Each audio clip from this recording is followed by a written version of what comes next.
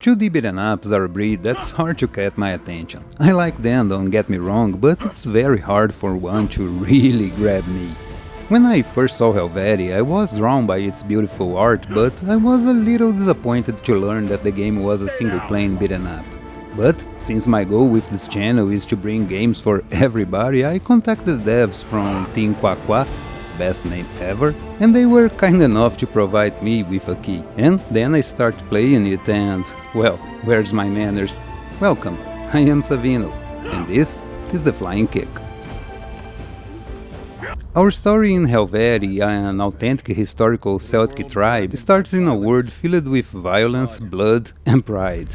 A young war chief, thirsty for power he never deserved, was led by Octavius the Renegade to make a pact that would grant him the power of the gods from the corpses of men to wage and win wars. Until the day the great battle came and what once was a blessing became a calamity and corruption started to spread from him, firming its roots in the mountains at the east, while the rot spread throughout the world. Now a druid, a beast, and a warrior embark on a journey to stop Octavius and the rot once and for all. The story in Helvetii is pretty serious and dark, but you will find only bits and pieces of it during your gameplay when and if you talk to the shop owner and the other characters. You guys know that, while I enjoy a good story, I often say you can skip it in beat'em ups, but in the case of Helvetii, I recommend you to read every bit you can find. It's a pretty good tale, very well written, and it fills in some blanks about the world and its locations. And if you were with your eyes closed until this moment, you probably didn't notice how gorgeous this game looks. So I suggest you open it and take a peek because Helvetii is simply astounding. It took a lot of inspiration from Vanillaware games and I couldn't be happier with it. The art style is very good, mixing bright and colorful scenarios and dark and somber enemies that would be perfectly placed in any horror game. The backgrounds look painted with watercolor or something and look absolutely gorgeous. The first level, for example, has a beautiful golden light from the backgrounds that permeates the scenario, bathing everything in its warmth. From there, you will visit a swamp at night filled with old towns, abandoned dungeons, and some cool reflections effects on the water that makes the game even more beautiful. And there's also a frozen mountain layered with cold mist, and finally, the heart of the rot, which, well, looks rotten off. Helvetii isn't exactly a horror game, as we will see a little bit ahead, but all the enemies here are the pure expression of something that is, well, rotten. Dogs, fairies, whatever these flying things are, ants, witches, or, again, whatever. Look, Celtic mythology isn't one of my main traits. All the enemies here are terrifying when you look closely, like decayed versions of their former selves. It is nice how the enemies, at least in the first level, bathed by green and golden light, contrast with it all. There's nothing here that I can point out or criticize as bad or not quite as good as it should be. Everything here looks absolutely fantastic, and while some enemies can be a little hard to spot due to their sizes and color choices, it feels like it was intentional and part of the challenge. Possibly one of the most beautiful games we will see this year, Helvetii is truly a sight to behold. And just like the graphics, the music in Helvetii is something to stop and appreciate. From the start screen to the end, all compositions here have something special, from the calm and melodic opening song to the thunderous drums of war that will follow you in combat. What the guys from Team Quaqua created here, or in this case the composer Dale North, is outstanding. While you roam around the world looking for a chest left behind or returning to a shop, calm and soothing music will follow you almost imperceptibly, with some pianos and strings that almost make you forget where you are. I said almost because from time to time the music will become a little unsettling, as if it tries to remind you about the dangers that lurk just one screen away. When you're in battle, the music smoothly transitions to the battle music, almost as if it made part of the same composition and it was just hidden away, waiting for the moment to show, just like your enemies. It's a powerful soundtrack that really makes the difference in this game. Take a listen to this.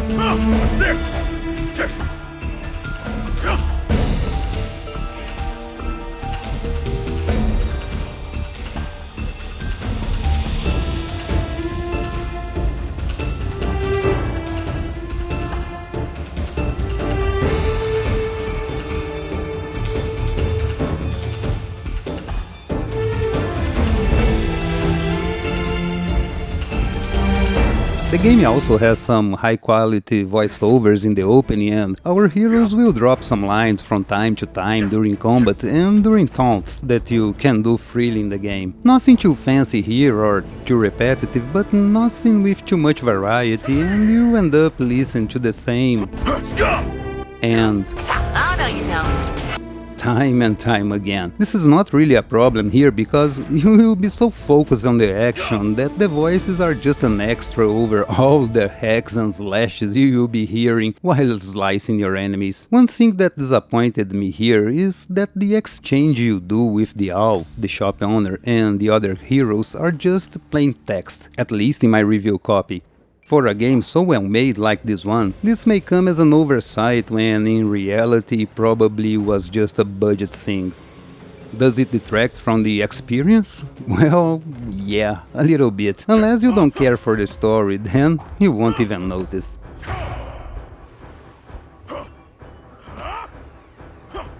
And I don't blame you for not caring for the story. While it's pretty good and I really recommend you to follow it at some point, the combat in this game is so addictive that I confess that my first playthrough was only focused on the combat and the story could go jump from a cliff from all I know. I had to mentally remind myself to follow the story in later sessions because my instinct was to jump into action. The story is great, but the combat is excellent, and let's be very detailed here because this game deserves a careful look at its combat.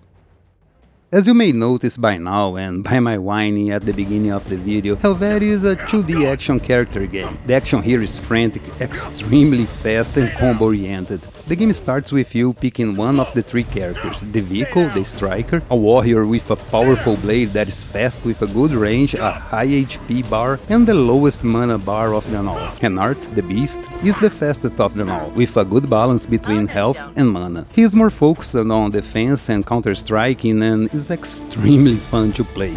And finally, Nameus, the ranger, a druid that controls a raven that is his main weapon and has the lowest HP and the biggest mana bar, as expected for a druid. They all have the same set of moves, although how they behave is extremely different from each other. Here you have your normal attack, which can be charged at the cost of some mana, a secondary attack that will vary accordingly to the character you choose, a jump, a dodge move, a range attack, and two specials that we will detail a little later. If you ever played a game like this, you know how it goes. Start your attack generally on the floor and go slashing everything from the ground to the air and back to the ground again in an interminable sequence of combos. If you never played a game like this, here's the deal. You start your basic combo and you can throw your enemy up or down, hit the directional to extend your attacks. And you want to extend it. The main point of this game is getting the biggest combo count you can, finishing your enemies in a precise and fast way. But this is easier said than done because your enemies here, while not the smartest enemy you ever seen, have some very well thought patterns that can be very problematic if you don't think fast enough. To sum it up, this is a game where if you're not slashing enemies constantly, you're doing something wrong. But how you do this, as I said, will vary from character to character. The vehicle is your striker. He is the most balanced character in the game and is the perfect option to make you comfortable with the many game mechanics, despite him having the lowest mana bar of them all. He uses a huge sword with an excellent reach, and he can throw an axe into your enemies if they try to keep a distance from you. He can charge his attack to unleash a powerful bash, and his secondary attack is a powerful blow with his sword that will launch your enemies on the walls, opening possibilities for ground and aerial combos. The vehicle can also strike enemies right below him, pressing attack and down while in the air, crushing them with a powerful ground pound and rendering most of them defenseless. Henart, the beast, is extremely fast and very easy to get a huge combo count with. His main weapon is a scythe that, while it doesn't have a great reach, it can be thrown into your enemies, but be careful. This will leave you unable to attack until it returns to your hands. Differently from the vehicle, Renard doesn't have a secondary attack. Well, at least, not in the strict sense of the word.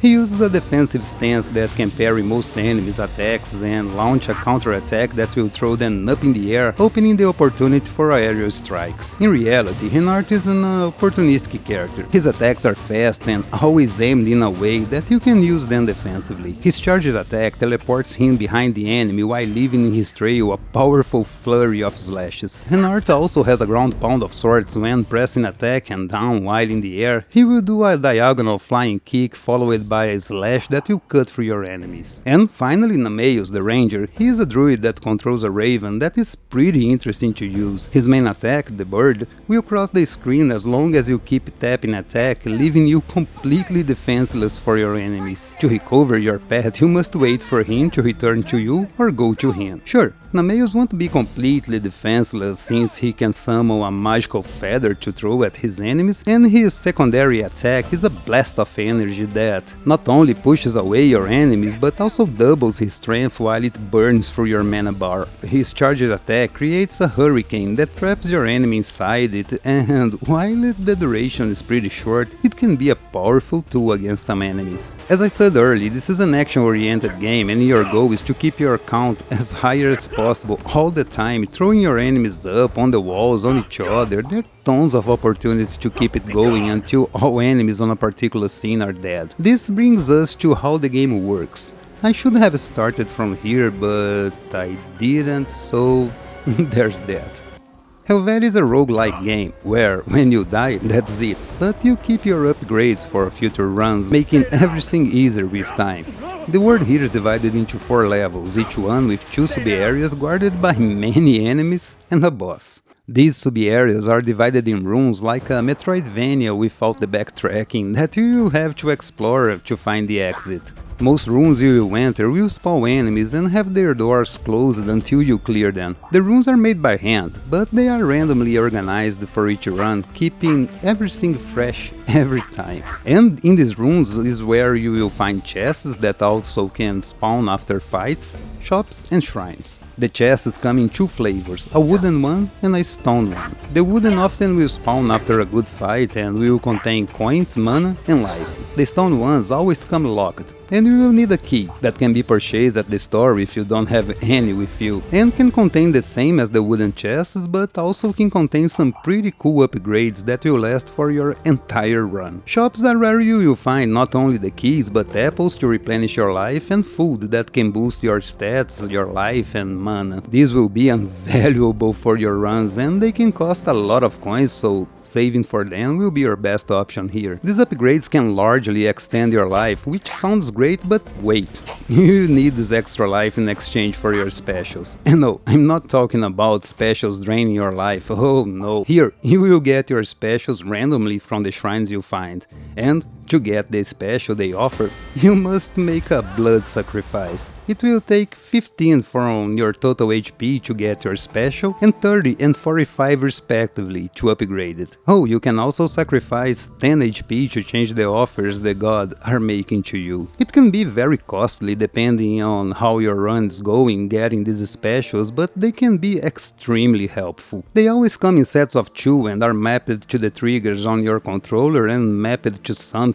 I am pretty sure if you're playing on the keyboard, and I admire you a lot if you can play this game like this. Anyways, these specials are pretty powerful and some will have lasting effects like burning or bleeding your enemies. Your secondary special in most cases boost your stats or give you a defensive shield for a while. As I said, they can be crucial to your game, and trading them for your own life is a risk-reward mechanic that I appreciate very much. Also, between 2 levels you will be able to upgrade your character indefinitely, meaning even if you die the upgrades will still last, using what are called sigils. You will get the sigils at the end of each level and they can be exchanged for more life, for revivals, starting the run with more keys or coins, or even stat boosts. They can get pretty expensive later on, so choose them wisely. Here, you can also play a dice game to try your luck and get more coins, and have a chat with the other characters expanding their personalities and the game's lore. You can also disable these sigil upgrades in the option menu if you want a bigger challenge. Actually, the game is pretty customizable, offering a normal and a hard mode, the use or not of upgrades, and even the strength of your enemies, meaning even if you are not used to this type of games, this one can be the perfect place to start. And if you like to speedrun your way through the game offers a timer so you can show off to your friends how fast you can be. Helvetii is truly a unique game. Not only it is a gorgeous game with an amazing soundtrack, but the combat is extremely well thought and fun to engage. You will be inside this world for countless hours perfecting your style, run after run until you beat the game, and then you will feel that you can do better and you will try it again and again and again. While the game can be beaten in less than an hour if you run through it, it will take quite some time until you'll be able to do it. Helvetii can be merciless even when you have all your upgrades at hand. But the challenge is never unfair, and every death, every fail will be on you and you only, because the developers gave the characters enough tools to beat the game in one run, even when stripped of their upgrades. Honestly, this is already a Game of the Year contender for me. The game will be available in only 2 days from now on the Nintendo Switch, PlayStation 4 and Steam, and it will cost you $15.